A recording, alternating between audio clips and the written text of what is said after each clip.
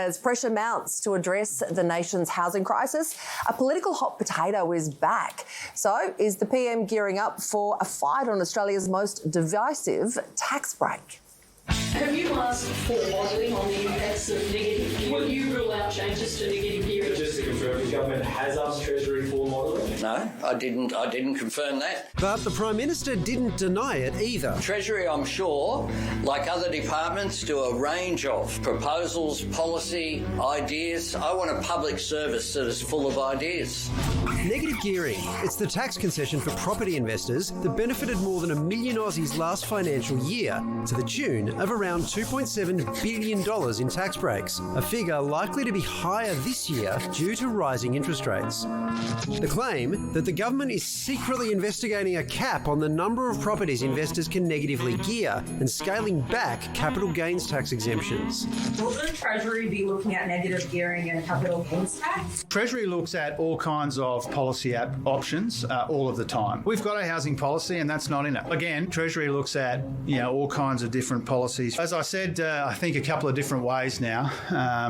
We get advice all of the time on different kinds of issues. I'll say the same thing I said in response to all of the other questions. We've got a housing policy and that's not in it. We know that this government has a tendency to lie. But while the coalition have indicated they'll oppose any changes, we will rule out anything that reduces housing supply and that pushes rents up. The Greens are claiming vindication. Labor are cracking under the pressure from the Greens' push to phase out negative gearing and the capital gains tax discount. Labor took changes to both negative gearing and capital gains tax concessions to the 2019 election. Those later blamed for the party losing the unlosable election. And the government has been denying it'll make such a move ever since. We have not considered changes to them. We have no plans to change negative gearing. Are those tax policies completely off the table for you? I don't answer those sort of questions. They're not terribly clever questions. So with pressure building for more action on housing, will the government hold or fold on Australia's most controversial tax break? I talk about what we're doing,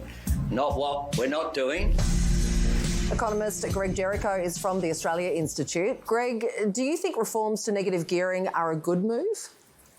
Yeah, absolutely. I think negative gearing, and I've said it in the past, is basically a bit of a legalised tax rort. But if all they do is tackle negative gearing, though, I think it's really not going to do much. The key thing is, and the good news is that today it sounds like they're also considering this, is removing or at least reducing the capital gains tax discount, that 50% discount that John Howard brought in 1999. That was the thing that totally set fire to the housing market. And it was also the thing that really made negative gearing quite profitable. Before then, negative gearing, you kind of did it, you didn't. There was no real incentive. When you got that 50% tax-free discount, suddenly every accountant was saying, hey, buy an investment property, negative gear it, and when the value goes up, sell it, and guess what? You don't have to pay tax on 50% of your profits. So it suddenly became a really good deal. So the arguments against getting rid of negative gearing, the potential consequences of it, let's talk about those. What would it do if you got rid of it or changed it in some way? How would it affect rent? Well, this is always the argument. This was the argument back in the 1980s when the Hawke and Keating governments did get rid of it for a couple of years. There was the suggestion that this caused rent prices to go up. In reality, they went up in some cities, they went down in others, and it was really due to a lot of factors to do with supply.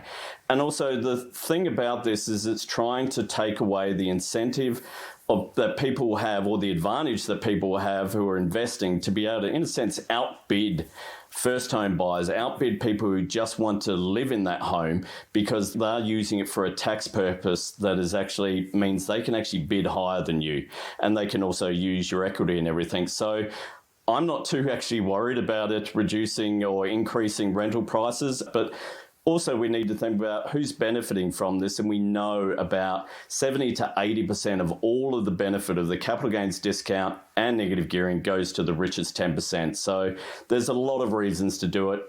Improving the housing affordability and also just on equity means as well. Isn't there a bit of a problem? I mean, I hear you on that stat, but what does that mean? Another 30% are not in that top 10%. We keep hearing from defenders of the negative gearing regime that actually there's a lot of, mum and dad investors who are basically just hanging on, and this actually helps them out. Is there a danger that if you really take a sledgehammer to it, you hurt a lot of people that are not the elite. I think there are ways in which the government can deal with this, either just keeping negative gearing in place for perhaps new homes, building new homes, so that helps increase supply, or you limit it to maybe one investment property or two if you want to go that far, because overwhelmingly, most people in negative gear only have one property, but overwhelmingly the benefit is going to those who have more than 4 properties. And I think that's kind of a politically sellable idea, saying, oh, we're going to allow negative gearing, but we're going to limit it, because I don't think there's too much love out in the voter world for property owners of multiple investment properties. But there is probably that sort of a belief that, oh, look, everyone, should be allowed to, if they can scrimp and save and afford one investment property. The problem is those multiples and the combination of the capital gains discount are making it harder for anyone to even buy just one house to live in, let alone dream of having an extra one as an investment. Greg, thanks so much for speaking to us. No worries, guys. Good to chat.